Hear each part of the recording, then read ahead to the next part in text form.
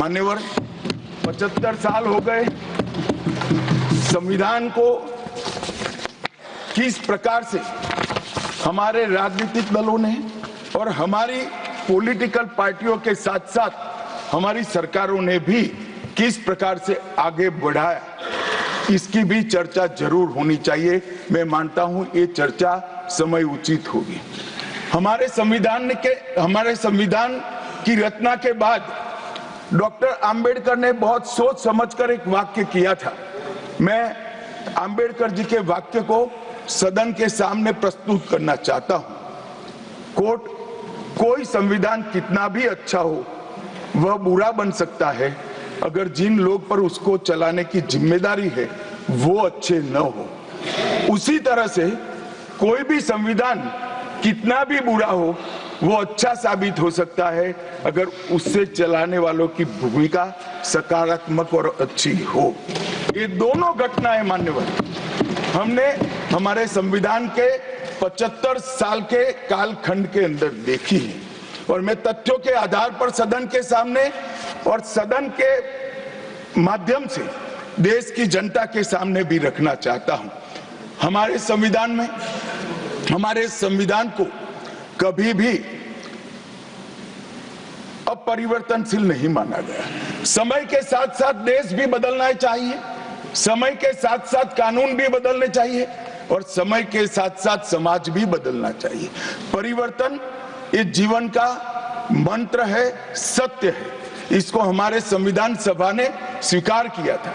इसलिए आर्टिकल 368 में संविधान संशोधन इसके लिए प्रोविजन किया गया।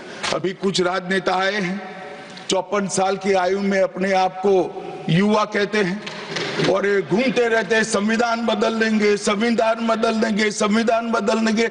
मैं उनको समझाना चाहता हूं कि संविधान बदलने का प्रोविजन, संविधान के प्रावधानों का बदलने का प्रोविजन अनुच्छेद 368 के अंदर संविधान में ही है। और मैं आज फिर से एक बार कहना चाहता हूं, थोड़ा ज्ञानवर्धन भी हो जाए किसी का। भाजपा ने 16 साल राज किया मान्यवर, 6 साल अटल जी ने किया, 10 साल मोदी जी ने किया और 5 साल और मोदी जी करेंगे। एक प्रकार से 16 साल हमने शासन किया। 16 साल में हमने 22 बार संविधान बदला, संविधान के अंदर परिवर्तन की। और कांग्रेस ने 55 साल करा और 55 साल में 77 परिवर्तन कांग्रेस ने भी किए, कांग्रेस के शासन में भी हुए। अब भारतीय जनता पार्टी और कांग्रेस दोनों ने परिवर्तन किए। ये परिवर्तन का टेस्ट कैसा था, किस प्रकार से किए गए? संवैधानिक प्रक्रिया से भी परिवर्तन होते हैं और संविधान को तोड़ मरोड़ कर, फॉर्मेलिटी कर भी परिवर्तन कर सकते हैं। परिवर्तन करने का उद्देश्य क्या था, क्या हासिल करना था? क्या हमारे लोकतंत्र को मजबूत करने के लिए परिवर्तन किए गए? क्या हमारे जिनको अधिकार नहीं है ऐसे लोगों को समकक्ष अधिकार लेने के लिए परिवर्तन किए गए, या अपनी राज्य सत्ता को टिकाने के लिए परिवर्तन? इस पर से ही पार्टी का कैरेक्टर, पार्टी के चलने की पद्धति और पार्टी का संविधान में विश्वास ये सबको मालूम पड़ता है। मैं ज्यादा संविधान के संशोधन में नहीं जाऊंगा मान्यवर। दोनों प्रमुख दलों के 4 संविधान संशोधन को मैं लेना चाहूंगा। पहला संशोधन हुआ 18 जून 1951 में। संविधान सभा ने ही ये संशोधन करना पड़ा क्योंकि संविधान बनाने के बाद, संविधान स्वीकारने के बाद आम चुनाव में जाने तक का भी धैर्य कांग्रेस पार्टी में नहीं था। अभी लोकसभा नहीं बनी थी, अभी राज्यसभा नहीं बनी थी और संशोधन लेकर आए। अब उसका उद्देश्य क्या था? 19A जोड़ा गया। 19A जोड़ा गया, वो किस लिए जोड़ा गया?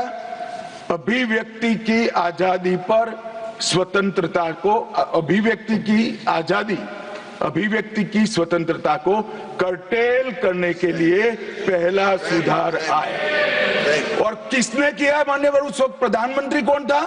श्रीमान जवाहरलाल नेहरू उस वक्त प्रधान।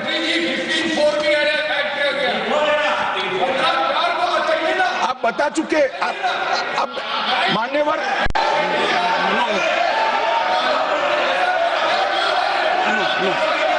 No, sit down. Jairam ji, he not yielding. We heard leader of the opposition. मान्यवर Unless there एक is second. yielding, let us hear. मान्यवर मेरा लंबा अनुभव है, आजकल करते हुए मुझे 30 साल हो गए विधानसभा और लोकसभा राज्यसभा में बैठे हुए।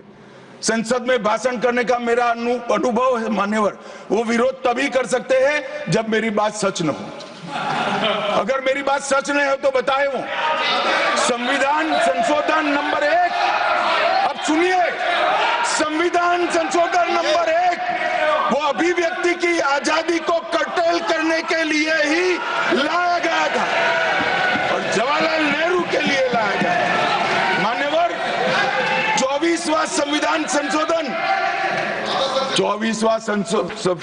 संशोधन जवाहरलाल नेहरू जी की सुपुत्री इंदिरा जी उस वक्त प्रधानमंत्री थी, पार्टी तो वही सत्ता में थी, कांग्रेस पार्टी। 5 नवंबर 1971 को संविधान में संशोधन किया गया, 24वां संशोधन, और संविधान संशोधन के माध्यम से संसद को मौलिक अधिकार, नागरिकों के मौलिक अधिकार कम करने का अधिकार दे दिया। तो एक प्रधानमंत्री कांग्रेस पार्टी के अभिव्यक्ति की स्वतंत्रता का टेल करते हैं, दूसरे प्रधानमंत्री उसी परिवार से आते हैं, वो नागरिकों के मौलिक अधिकार को कर्टेल करने का अधिकार लेते हैं।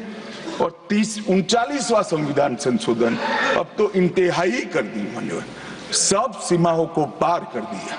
मान्यवर आप तो अधिवक्ता रहे हैं, 10 अगस्त 1975 का वो दिन हमारे संविधान के इतिहास में बहुत, जब भी जिक्र होगा काले अक्षरों से ही इसका जिक्र करना पड़ेगा। उस वक्त 39वां संविधान संशोधन आया मान्यवर। 39वां संविधान संशोधन क्या था? इंदिरा गांधी जी के चुनाव को इलाहाबाद हाईकोर्ट ने अमान्य घोषित कर दिया। अभी कुछ नहीं है, ईवीएम ले लेकर घूमते हैं, हारते हैं और ईवीएम ले लेकर, ईवीएम ने हरा दिया, ईवीएम ने हरा दिया, ईवीएम ने हरा दिया। सुप्रीम कोर्ट ने 24 बार ईवीएम की अर्जी नकार दी।